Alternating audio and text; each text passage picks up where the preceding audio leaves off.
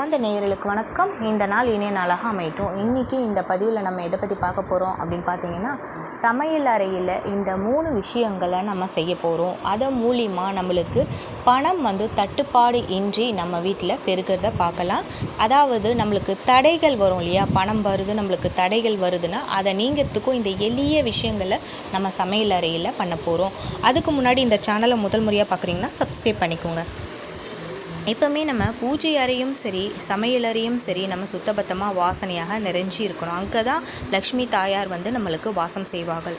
அதாவது அக்னி மூலையான அப்புறம் தென்கிழக்கு மூலையில் தான் நம்மளுக்கு சமையல் அறை அமைஞ்சிருக்கும். இந்த சமையல் அறையில் நம்ம 3 விஷயங்கள் செய்ய போகிறோம். இந்த 3 விஷயத்தை நம்ம ஒளிச்சு வைக்க போகிறோம். அது என்னன்னு பார்த்தீங்கன்னா, நம்மளுக்கு எப்போவுமே சமையல் அறையில் பக்கத்தில் ரைட் சைடில் தான் நம்மளுக்கு கல் உப்பு வைக்கிற மாதிரி இருக்கணும்.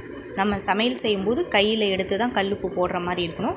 அதே டைமில் அரிசி பானையை நம்ம கீழே தான் வச்சுருக்கணும். மேலே இருந்து நம்ம எடுக்கிற மாதிரி இருக்கக்கூடாது. அன்னபூரணி தாயாருக்கு நம்ம எப்போவுமே மரியாதை செலுத்துகிற மாதிரி நம்ம தலை குனிஞ்சி வணங்கி தான் அந்த அரிசி பானையிலேருந்து நம்ம அரிசி எடுக்கிற மாதிரி இருக்கணும். முதல் விஷயம் என்ன நம்ம பார்க்க போகிறோம் அப்படின்னு பார்த்தீங்கன்னா, அஞ்சரை பெட்டியில் இந்த மாதிரி நம்ம பெட்டியில் வைப்போம். நம்ம அது கீழே ஒரு 5 ரூபாய் நாணயத்தை ஒளிச்சு வைக்கணும், யாருக்கும் தெரியாதபடி. ஏன்னா பெண்கள் தான் இப்போ நம்ம சமைக்க போகிறோம் இல்லையா. அப்போது இந்த அஞ்சரை பெட்டியில் நம்ம 5 ரூபாய் காயின்ஸ் அடியில் வச்சோன்னா நம்மளுக்கு இதை மாதத்துக்கு ஒரு தடவையோ இல்லைனா வாரத்துக்கு ஒரு தடவையோ இந்த 5 ரூபாய் காயின்ஸை மாற்றுங்க. மாற்றிட்டு வீட்டுக்கு எதனா ஒரு பூ வாங்குறதுக்கு, பூஜைக்கு வேண்டிய பூ வாங்குறதுக்கோ எதுக்குன்னா நீங்கள் அந்த காயின்ஸை யூஸ் பண்ணிவிட்டு திருப்பி அதே மாதிரி 5 ருபீஸ் நீங்கள் மாற்றி வச்சுக்கலாம். இதை மாதிரி நம்ம ஃபஸ்ட்டு இந்த மாதிரி செய்யும் பொழுது நம்மளுக்கு பணம் தட்டுப்பாடு இன்றி நம்ம வீட்டில் வரும். ரெண்டாவது என்னன்னு பார்த்தீங்கன்னா, நம்ம தோரம்பருப்பு என்பது லக்ஷ்மி வாசம் செய்கிற இடம். அந்த தோரம்பருப்புலேயும் நம்ம இந்த மாதிரி ஒரு 5 ரூபாய் நாணயத்தை ஒளிச்சு வைக்கணும். அதாவது எப்படின்னா, அது வெறுமனே வைக்கக்கூடாது. அதோட ஒரு மஞ்சள் துணியில் இந்த மாதிரி 5 ரூபாய் காயின்ஸை தோரம்பருப்பில் நம்ம முடிஞ்சு வச்சுடுங்க.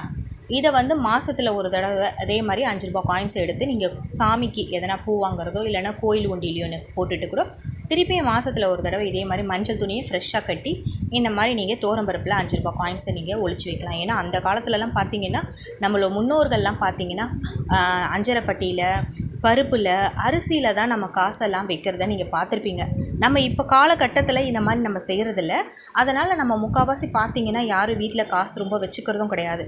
எல்லாம் பேங்க்கில் அது மாதிரி இருக்கிறதொட்டி இந்த ஒரு 5 ரூபாய் காயின்ஸை மட்டும் நீங்கள் இந்த தோரம்பருப்பில் இந்த மாதிரி ஒளிச்சு வச்சுடுங்க. அதுக்கப்புறம் அரிசி பானையில் அதே மாதிரி ஒரு 5 ரூபாய் காயின்ஸு, அதுக்கப்புறம் பார்த்தீங்கன்னா ஒரு நீளமான மஞ்சள் கிழங்கு, அதுவும் ஒரு மகாலட்சுமி வாசம் செய்கிற இடம்.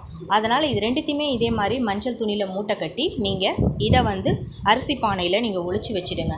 இந்த மாதிரி நீங்கள் செய்யும் பொழுது உங்கள் வீட்டில் பணம் தட்டுப்பாடு இன்றி வீட்டில் வருவதை நீங்கள் பார்க்கலாம். எந்த ஒரு விஷயமே நம்ம உழைத்தாதான் நம்மளுக்கு பணம் வரும். நம்ம உழைக்காமல் இதெல்லாம் செஞ்சிட்டோனோ வருமா அப்படின்னா வராது. கண்டிப்பாக நம்ம ஹார்ட் ஒர்க் எடுக்கணுங்க. எடுத்த பிறப்பு நம்மளுக்கு தடைகள் வருது இல்லையா, அந்த தடைகள்லாம் நீங்கிறதுக்கு தான் இந்த எளிய விஷயங்கள்லாம் நம்ம செய்ய போகிறோம். இது செய்வதன் மூலம் நமக்கு பணம் பல மடங்கு பெருகுவதை நீங்கள் பார்க்கலாம். இந்த பதிவு உங்களுக்கு பிடிச்சிருக்கோன்னு நினைக்கிறேன். பிடிச்சிருந்தால் லைக் பண்ணுங்கள், ஷேர் பண்ணுங்கள், சப்ஸ்கிரைப் பண்ணுங்கள். நன்றி, வணக்கம்.